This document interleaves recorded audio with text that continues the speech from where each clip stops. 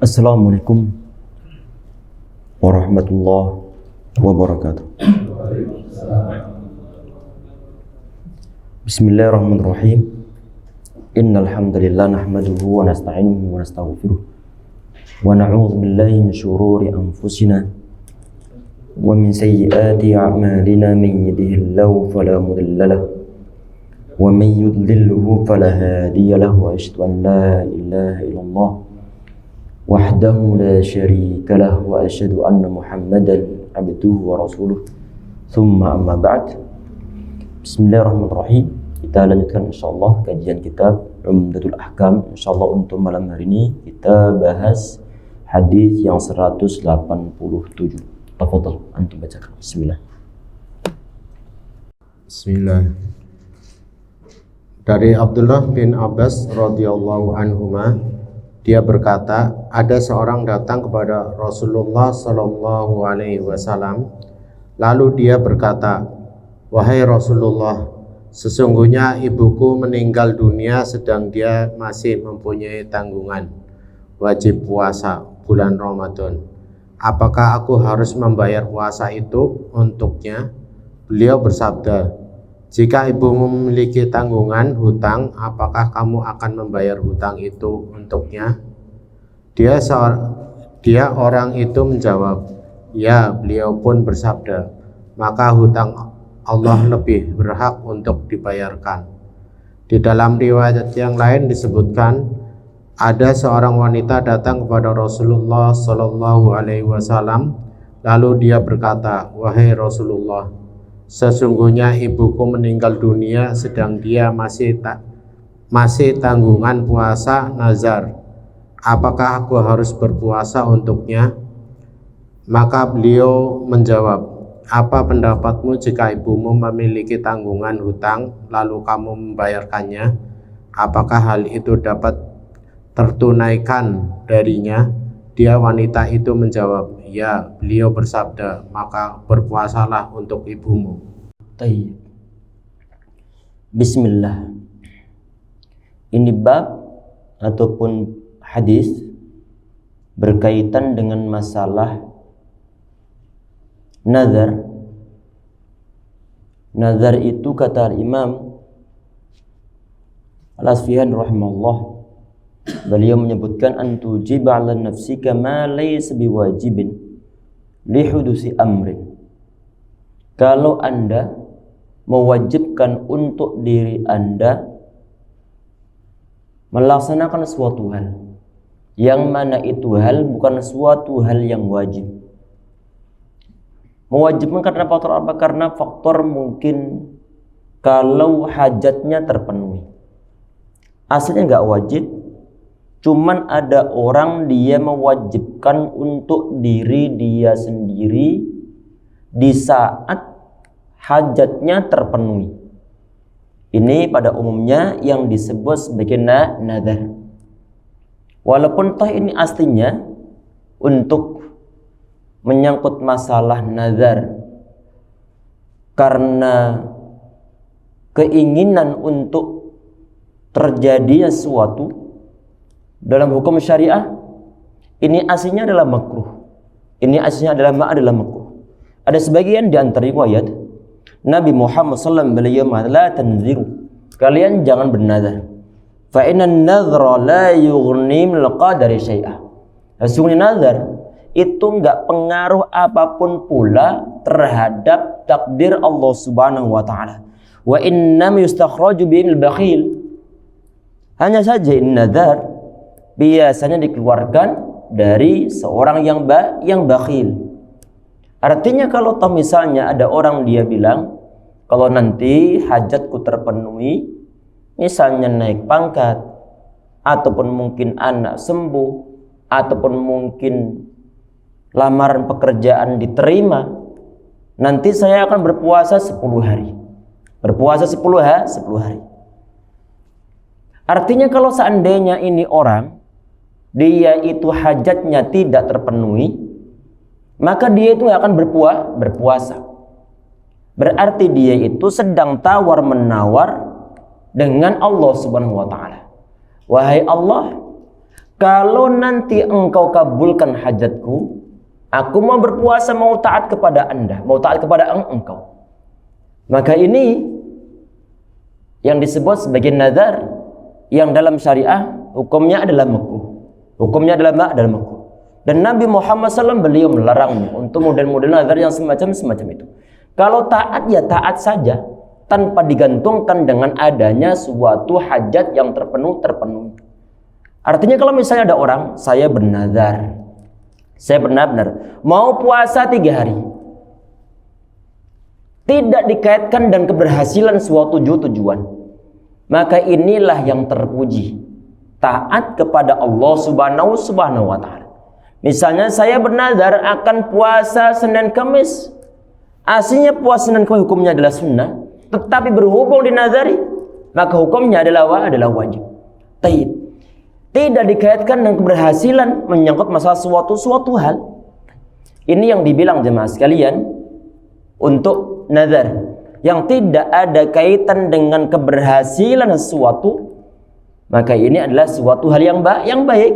Sedangkan kalau dikaitkan dengan masalah kalau hajatku terpenuhi, maka ini para ulama berdasarkan hadis yang ada, hukumnya adalah makruh. Tetapi yang perlu untuk perhatikan bahwa baik nazarnya masuk kategori adanya dikaitkan dengan keberhasilan, ataukah mungkin dikaitkan dengan terhindarkan dari suatu mara bahaya, ataupun yang berkaitan dengan nazar murni yang tidak dikaitkan dengan hal tersebut, wajib hukumnya untuk memenuhi nazarnya. Artinya kalau seandainya ada orang dia bernazar, terlepas dari masalah hukum nazar itu sendiri. Bisa misalnya ada orang dia bilang, saya bernazar kalau nanti anakku sembuh, aku mau berpuasa 1 bulan penuh. Mau berpuasa 1 bulan penuh. Ini wajib hukumnya untuk ditaati, wajib hukumnya untuk dipenuhi. Orang yang bernazar untuk berbuat ketaatan, maka falyuti'hu, kata Nabi Muhammad SAW di antara hadis yang sahih. Orang yang bernazar untuk taat kepada Allah SWT, falyuti'hu, kata beliau, wa man nadhara ya'siyahu fala ya'sih. Orang yang bernazar untuk bermaksiat kepada Allah SWT, maka jangan dimaksiati. Artinya perlu untuk di-cancel nazarnya.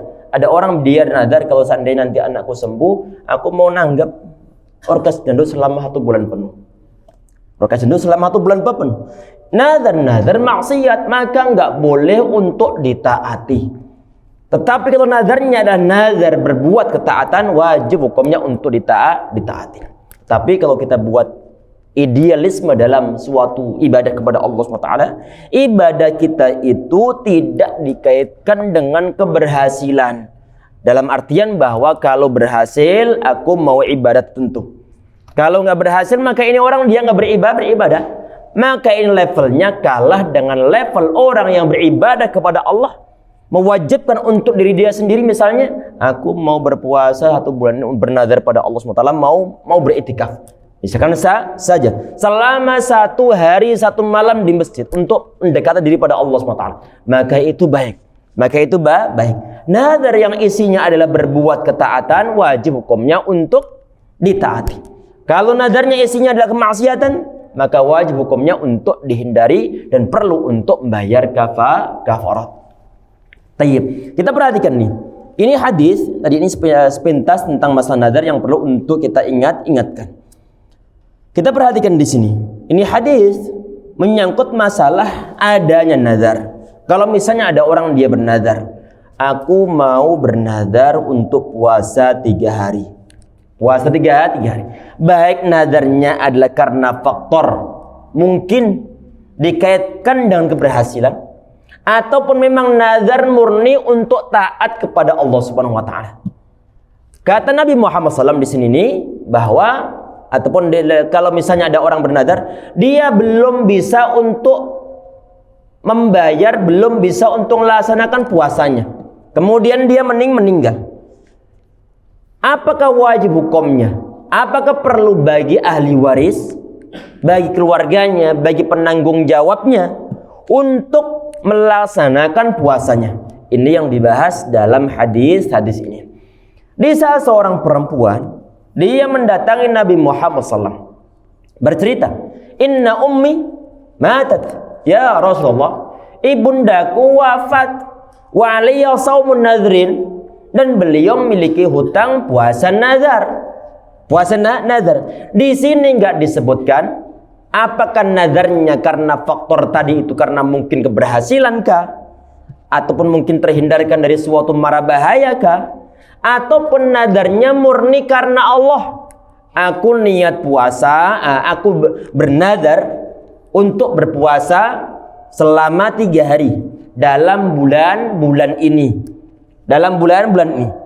Berarti murni karena Allah Subhanahu wa taala. Dalam hadisnya enggak disebutkan, hanya saja disebutkan bahwa ini ibunda dia punya hutang puasa nazar yang belum terbayarkan. Perempuan dia bilang, "Afaqdihi anha?" Apakah perlu, apakah wajib untuk aku mengqadhain atas nama beliau? Faqala law kana ala ummika dain.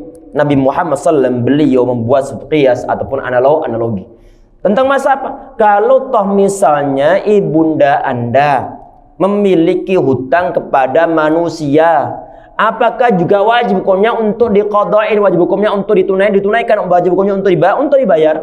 Perempuan dia bilang, "Na'am, iya." Qala fa dainullahi haqqu ay yuqda. Nabi Muhammad SAW kemudian beliau mengatakan, hutang terhadap Allah lebih berhak untuk dibayar. Ada orang dia punya hutang kepada manusia, ada juga punya hutang kepada Allah Subhanahu wa taala. Maka bisa dibuat perbandingan, maka hutang kepada Allah lebih berat untuk dibayar. Walaupun toh dua-duanya wajib dibayar, tetapi untuk yang lebih dahulu ada hutang kepada Allah Subhanahu wa taala. Baik. Terlepas dari masalah perbedaan pendapat dari kalangan para ulama yang berkaitan dengan masalah hutang yang menyangkut masalah harta benda. Harta benda. Ini pernah kita bahas sebelumnya. Baik, kita perhatikan di sini. Bahwa tadi ini intinya bahwa ini perempuan dia nanya berkaitan dengan masalah ibundanya yang punya hutang puasa, apakah perlu untuk dibayar pula, perlu untuk diqadhain untuk orang tuanya. Nabi Muhammad SAW beliau berqiyas bahwa hutang kepada manusia perlu untuk dibayar dan hutang kepada Allah lebih berat untuk dibayar lagi. Nazar itu hutang kepada Allah Subhanahu wa taala, maka perlu untuk ditunaikan. Baik, lanjut. Syarah hadis. Perkataannya di dalam hadis Ibnu Abbas radhiyallahu anhu, ada seorang datang kepada Rasulullah sallallahu alaihi wasallam. Lalu dia berkata, "Wahai Rasulullah, sesungguhnya ibuku meninggal dunia sedang dia masih menanggung wajib puasa bulan Ramadan. Di dalam riwayat yang lain disebutkan puasa nazar." Itu jelas menunjukkan bahwa sah mengqadha puasa nazar bagi si mayat. Berbeda dengan 3 imam yaitu Abu Hanifah, Malik dan Asy-Syafi'i. Sampai di situ dulu. Kita perhatikan di sini. Di dalam hadis yang tadi dibacakan bahwa di dalam hadisnya ada suatu kesimpulan bahwa mengqadha puasa nazar itu sah hukumnya. Berarti dilegalkan dalam hukum syariah. Ini adalah yang dipegang oleh Imam Ahmad ibn Hanbal rahimahullah. Khilafan lil a'immati tsalatsa. Beda dengan 3 imam yang lain. Asy-Syafi'i, Imam Malik, Imam Abu Hanifah. 3 ulama ini perlu diperhatikan terlebih dahulu bahwa antara mazhab atau ulama mazhab Imam Asy-Syafi'i kadang-kadang beda pendapat dengan Imam Asy-Syafi'i sendiri. Anak ulang jemaah sekalian, bahwa ulama-ulama Imam Asy-Syafi'i rahimahullah yang ikut pendapat beliau, kadang-kadang sebagian di antara pendapat mereka beda dengan pendapat Imam Asy-Syafi'i rahimahullah. termasuk dalam masalah hal ini. Termasuk dalam masalah hal ini. Pernah disebutkan di dalam pembahasan sebelumnya, membahas masalah menghadiahkan pahala untuk si mayit. Selain menyangkut masalah sedekah, selain masalah haji, selain masalah membaca istighfar. Saat ditanya apakah boleh, apakah sampai pahala? Di saat ada orang dia meniatkan pahala suatu amalan ibadah untuk diakan kepada si mayit. Imam Syafi'i, Imam Malik dan juga Imam Ahmad rahimahullah mengatakan enggak sampai. Selain 3 tadi yang telah kita sebutkan. Termasuk dalam hal tersebut adalah dalam hal ini. Dalam hal ini. Apa itu? Kalau ada orang dia punya hutang puasa nazar ini, maka enggak perlu untuk diqadai ahli warisnya. Enggak perlu untuk diqadain ahli warisnya. Perhatikan, ini adalah yang diambil pendapat oleh Imam Syafi'i. Bukan ulama-ulama dalam madhab Imam Syafi'i rahimahullah. Untuk dalil yang beliau gunakan, wa an laisa lil insani illa ma sa'a. Tidaklah apa yang didapatkan oleh manusia kecuali apa yang dia usahakan. Terlepas dari masalah pendalilan yang ada jamaah sekalian, bahwa ini adalah yang diambil oleh pendapat Imam Asy-Syafi'i rahimahullah, bukan ulama-ulama dalam madzhab Syafi'i rahimahullah dalam secara umumnya. Baik. Tetapi setelah hadisnya termasuk di sini yang dipegang oleh Imam Ahmad rahimahullah bahwa hadza sharihun fi annahu yasihhu qada'u siyamin nadhr. Berdasarkan hadis ini bahwa sah hukumnya untuk mengqada'in puasa dari orang yang punya hutang puasa nazar. Orang tersebut nggak bisa untuk mengqadainya, orang tersebut nggak bisa untuk melaksanakannya. Karena kenapa? Karena orangnya telah meninggal. Sedangkan ahli warisnya tahu bahwa si fulan ayahnya ini punya hutang puasa. Maka ahli warisnya berdasarkan hadis ini adalah bisa untuk mengqadainya. Baik, lanjut.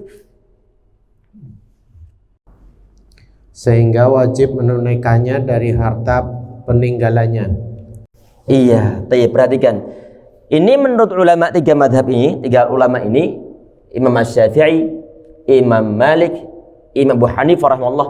Di saat ditanya, ini kalau puasanya nggak bisa untuk diqadain, nggak bisa untuk diqadain. Karena berdasarkan tadi yang ayat yang telah kita sampaikan.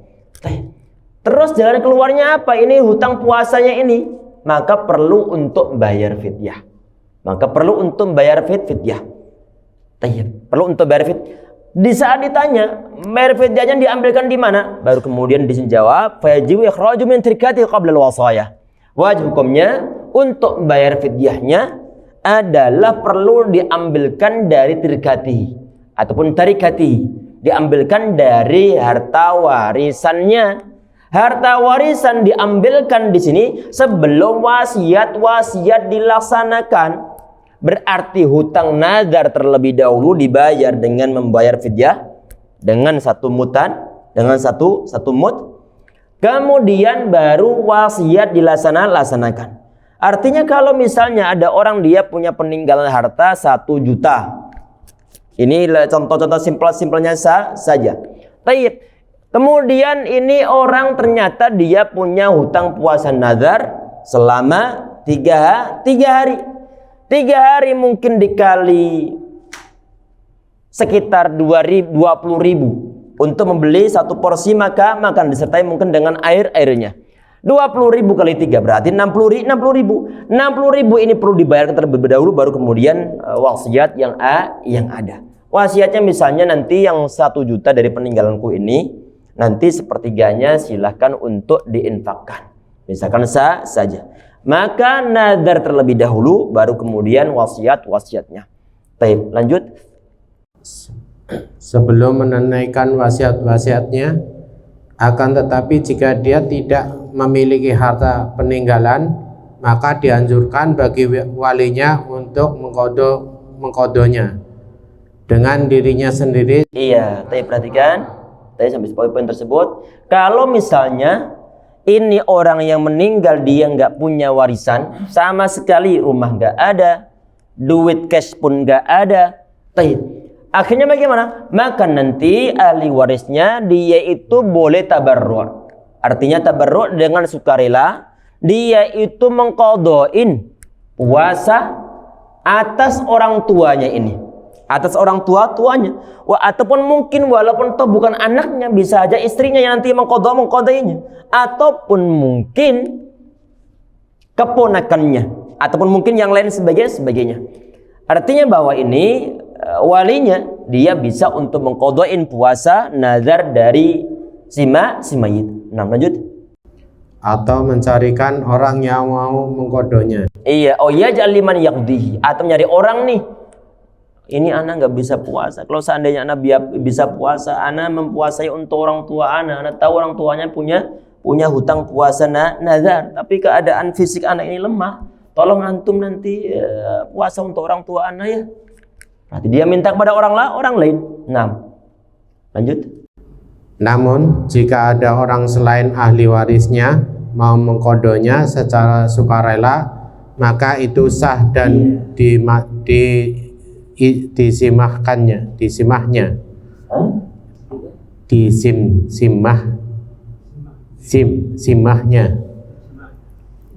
Maka itu sah. Simahnya telah terbebaskan. Nah, kita perhatikan. Tadi ini kalau misalnya dia ini orang atau ahli warisnya ataupun mungkin keluarganya, dia nggak bisa untuk puasa. Kemudian dia mencari orang lain. Ternyata nggak ada yang mau untuk puasain atas nama ini si mayit. Tahu-tahu kemudian ada sahabat orang yang meninggal ini, dia datang. Ya udah anak aja. Menawarkan diri. Bukan karena difaktor diminta oleh si anak, tetapi adalah nawarkan diri. Berarti sukarela sahha. Maka puasanya orang tersebut sah dan juga wa abra'u dhimmah. Dan dia telah membebaskan suatu tanggung jawab. Dan jawab dari siapa? Dhimmah atau tanggung jawab dari ini si mayit. Berarti kewajiban dari si mayit, hutang si mayit yang berupa puasa telah gugur. Walil mutabarri ajrun. Lanjut. Dan orang yang sukarela itu berhak mendapatkan pahala karena dia telah mengqadha perkara yang wajib dari orang lain. Iya, bagi orang yang mutabarri tadi itu, walil mutabarri ajrun, bagi orang yang dengan sukarela mengqadha puasa dari orang yang meninggal ini dengan sukarela, maka dia mendapatkan suatu pahala. Karena kenapa? Karena dia telah menggugurkan kewajiban dari orang lain. Di saat orang lain tersebut dia nggak bisa untuk membayarnya sendiri karena dia telah meninggal. Baik, lanjut. Hadis 188 dari Sahl bin Sa'ad Asy-Sya'di radhiyallahu anhu bahwasanya Rasulullah Shallallahu alaihi wasallam bersabda, orang-orang akan senantiasa berada dalam kebaikan selama mereka menyegerakan berbuka. Syarah hadis. Sabda beliau Rasulullah Shallallahu alaihi wasallam. Baik, sebentar dulu. Kita perhatikan di sini. Nabi Muhammad beliau mengatakan bahwa la yazalun nasu bi khairin ma'ajjal fitrah. Umat manusia mereka senantiasa dalam suatu kebaikan selama mereka menyegerakan berbuka puasa. Artinya kalau matahari telah terbenam, sudah tidak kelihatan lingkaran mataharinya, maka waktu buka puasa telah tiba. Di saat ada umat Islam, dia menyegerakan berbuka puasa karena yakin matahari telah terbenam. Karena dia kebetulan di area-area yang memang di sana nggak ada banyak gunung, nggak ada banyak mungkin bangunan, sehingga benar-benar kelihatan matahari telah terbenam. Di saat dia nyegerakan berbuka puasa, maka orang tersebut senantiasa dalam suatu kebaikan. Karena kenapa? Karena dia ngikut petunjuk Nabi Muhammad sallallahu alaihi wasallam, berbuka tepat pada waktunya, bukan sok-sokan kemudian diundur. Mentang-mentang masih belum haus, akhirnya kemudian udah nanti aja setelah Isya nanggung. Maka nggak ada pertimbangan hawa nafsu di saat dihadapkan pada suatu aturan syariah. Sehingga perlu untuk dikedepankan kalau sudah matahari terbenam ataupun telah masuk waktu berbuka puasa, maka perlu untuk berbuka puasa. Berarti beda yang diajarkan Nabi Muhammad SAW dengan orang-orang Yahudi di zaman beliau. Untuk sekarang Allah alam. Orang-orang Yahudi di zaman Nabi Muhammad SAW, di saat mereka itu berbuka puasa, mereka berbuka puasanya bukan di saat matahari terbenam, tetapi adalah sampai nunggu bener-bener bintang kelihatan, baru kemudian mereka berbuka puasa. Ataupun mungkin langit benar-benar telah gelap. Nabi Muhammad SAW, beliau membawa suatu ajaran bahwa selama umatku itu senantiasa umatku mereka gerang berbuka puasa, maka mereka dalam suatu kebaikan. Karena kenapa? Ngikut syariat yang dibawa Nabi Muhammad sallallahu alaihi wasallam. Tayyib. Lanjut. Sebentar. Apalagi memang sebagian dan riwayat bahwa la yazilun nasu bi khair ma'ajalan nasul fitrah, sebagian di antara riwayat li'an al-yahud wan nasara yuakhirun, karena orang-orang Yahudi sama orang-orang Nasrani di zaman Nabi Muhammad mereka mengakhirkan berbuka puasa.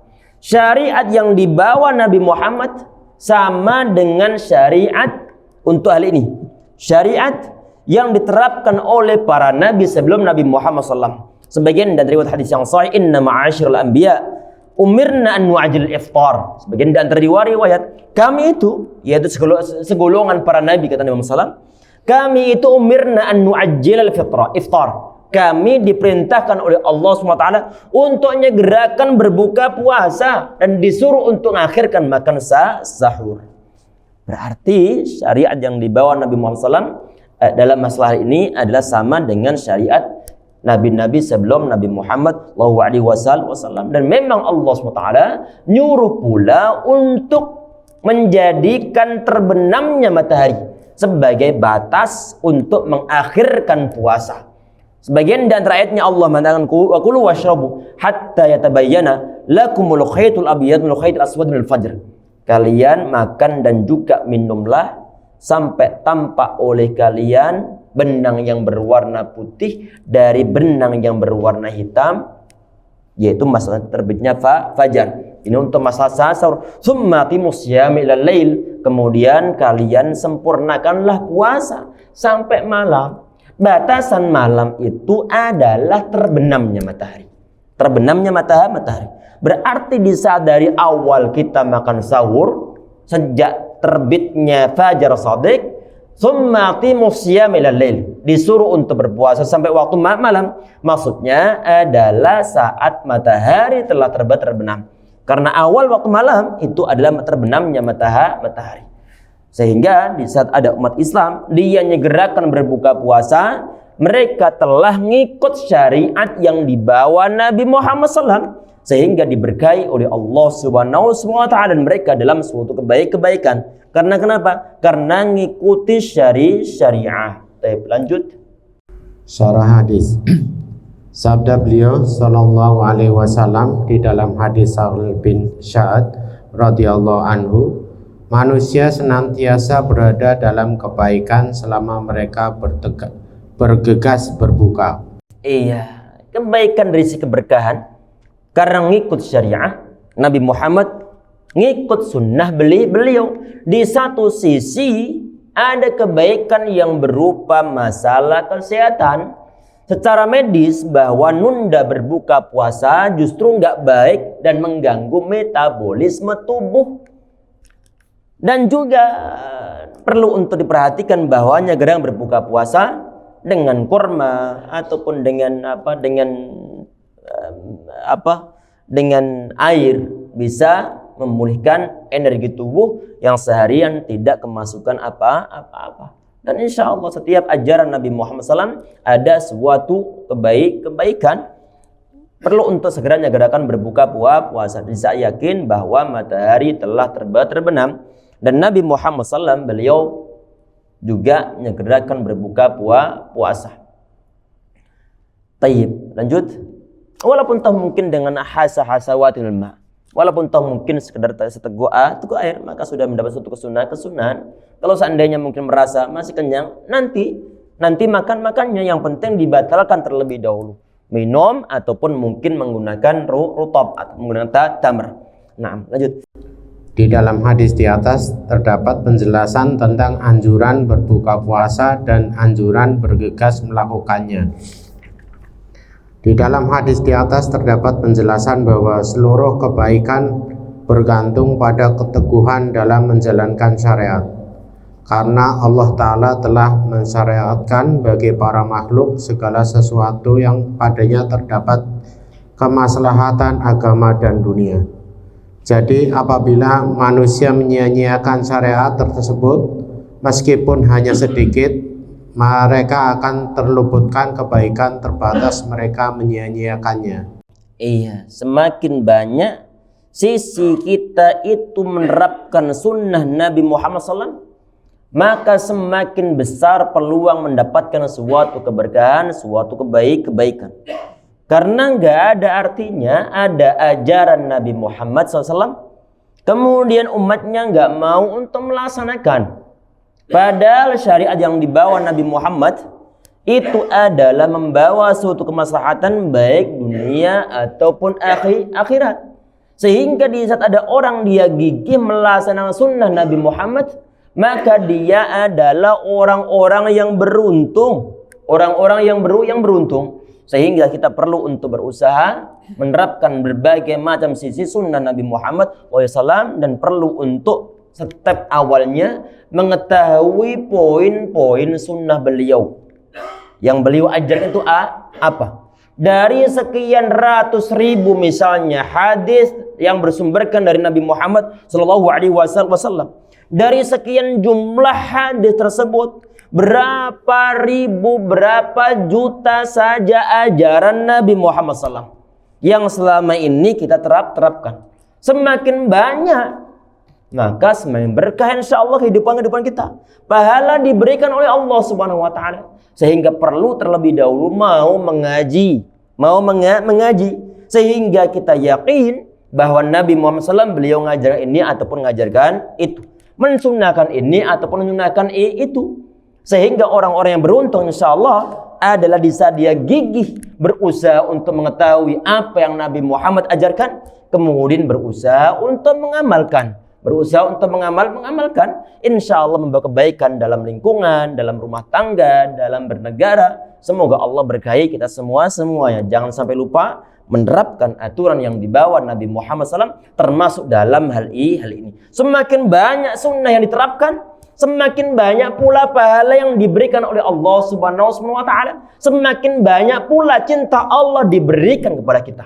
Karena kenapa? Allah Subhanahu wa Ta'ala dia mengatakan, "Qul in kuntum tuhibbunallaha fattabi'uni yuhibbukumullah." Katakanlah Muhammad kepada umatmu, kalau kalian cinta kepada Allah, fattabi'uni, maka kalian ikutilah diriku, kata Nabi Muhammad SAW. Kita nggak mungkin bisa ngikutin Nabi Muhammad kecuali kalau kita mau mengaji, kecuali kalau kita mau mengetahui apa yang beliau ajarkan. Sesuatu yang mustahil bisa ngikutin beliau sedang kita nggak mengetahui apa yang beliau ajarkan. Sehingga wajib hukumnya setiap individu muslim untuk mengaji. Thalabul ilmi fardhatun ala kulli muslimin wa muslimatin, sebagian di antara riwayat. Untuk ilmu wajib hukumnya untuk setiap individu muslim biar dia benar-benar tahu apa yang dibawa Nabi Muhammad SAW. Sedangkan rata-rata umat Islam saat ini ngeklaim bahwa mereka itu Islam, cuma nggak tahu apa yang diajarkan Nabi Muhammad SAW. Merasa cukup dengan adanya sholat. Sholat itu pun yang dilaksanakan dengan bolong-bolong, nggak tahu syarat, nggak tahu rukun, nggak tahu sunnah-sunnahnya, sehingga apa yang diharapkan kadang-kadang tidak sesuai dengan realitanya. Sehingga jemaah sekalian, kita perlu untuk mengikuti Nabi Muhammad SAW dengan diawali kita mau mengaji. Kalau sudah fattabi'uni, sudah ngikutin Nabi Muhammad SAW, ikuti diriku kata Nabi Muhammad SAW, adalah yuhibbukumullah. Allah mencintai kalian.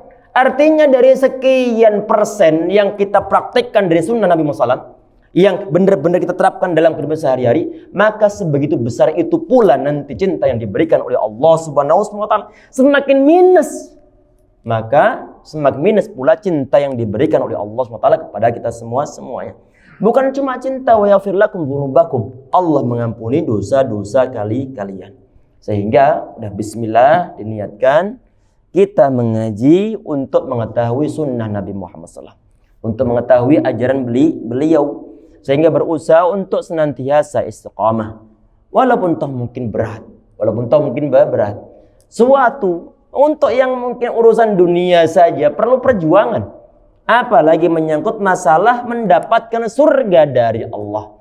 Sehingga kalau mungkin kapan-kapan kita kok merasa futur, merasa malas untuk mengaji, ingat kita itu sedang berjuang untuk mendapatkan cinta dari Allah melalui penerapkan sunnah Nabi Muhammad SAW. Sehingga dengan demikian insya Allah mungkin merasa terbebani dengan ngaji, merasa berat kadang-kadang, insya Allah bisa teringankan.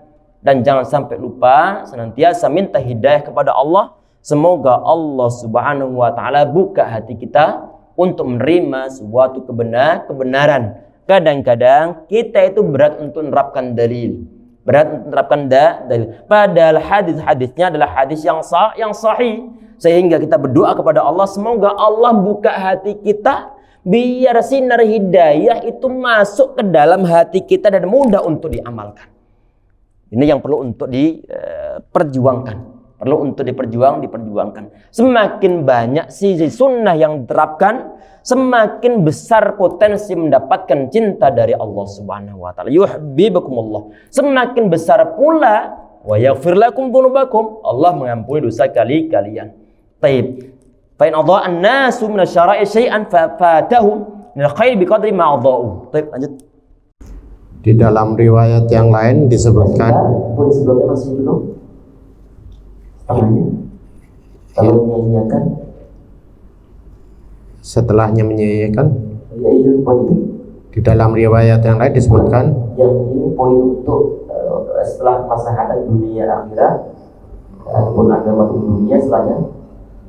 apabila manusia menyanyiakan syariat tersebut meskipun hanya sedikit, maka mereka akan terluputkan kebaikan sebatas mereka menyanyiakannya. Iya, artinya kalau dari sekian sunnah Nabi Muhammad SAW yang jelas-jelas mungkin ada kita sudah mengetahuinya, ternyata kemudian kita abaikan, maka kebaikan tidak kita dapatkan dengan sebatas kebaikan yang telah kita abaikan tersebut. Na'udzubillah. Sehingga perlu untuk diperjuangkan memang mengetahui tentang sunnah Nabi Muhammad SAW, kemudian berjuang untuk mempraktekannya, dan tidak berat untuk meninggalkan suatu hal yang enggak benar. Kita lanjut. Di dalam riwayat yang lain disebutkan, dan mereka menunda-nunda makan sahur. Di dalam riwayat tersebut ada anjuran untuk makan sahur. Bentar, dalam riwayat yang lainnya di sini disebutkan wa fi riwayatin fi ghairi sahih. Maksudnya adalah dalam satu riwayat yang terdapat di selain kitab Sahih Al-Bukhari dan Muslim. Anak ulang di sini, maksudnya wa fi riwayatin fi ghairi sahih, maksudnya adalah dalam satu riwayat yang selain terdapat dalam Sahih Al-Bukhari dan Muslim. Riwayat hadisnya juga sahih, ada di situ pernyataan wa akharus sahur. Artinya bahwa manusia itu senantiasa dalam kebaikan selama mereka gerakan berbuka puasa, dan selama mereka akharus sahura, selama mereka mengakhirkan makan sahur. Sampai kapan mengakhirkannya? Adalah saat sudah terbit fajar shadiq, maka sudah nggak boleh makan sahur lagi, karena itu adalah batas terakhirnya. Selama fajar shadiq belum terbit, belum muncul, monggo untuk makan sahur, silakan untuk makan sahur. Dan waktu-waktu tersebut adalah waktu yang terbaik untuk makan sahur, yaitu menjelang akhir batasannya. Tapi hati-hati jangan sampai kebablasan. Nah, lanjut.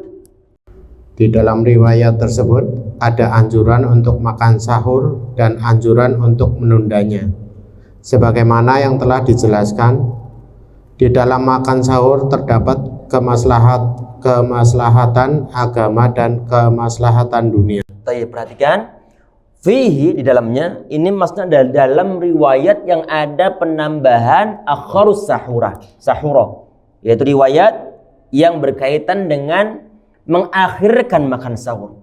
Untuk riwayat yang ada penambahan akharus sahura, di situ itu adalah ada suatu kesimpulan tentang masalah apa? Istihbabus sahur, yaitu kesunahan untuk makan sahur.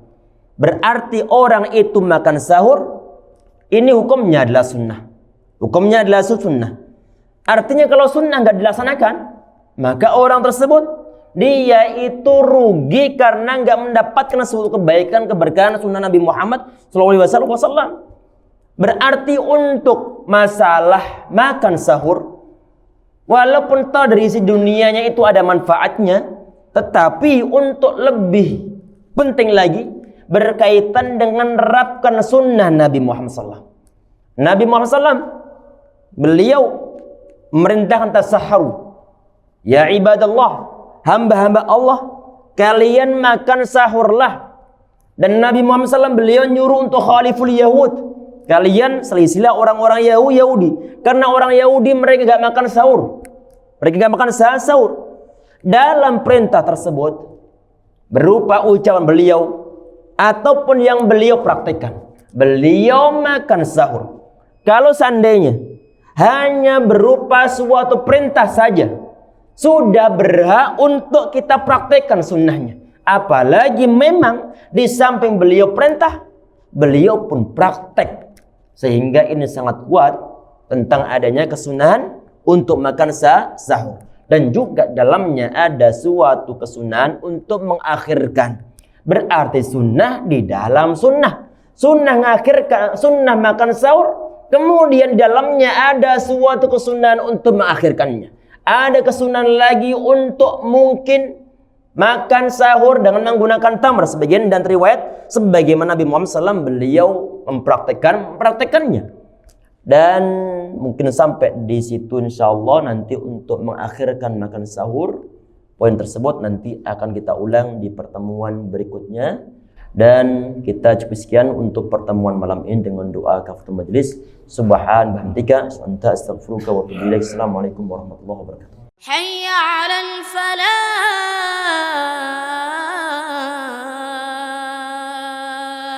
hayya 'alal falah.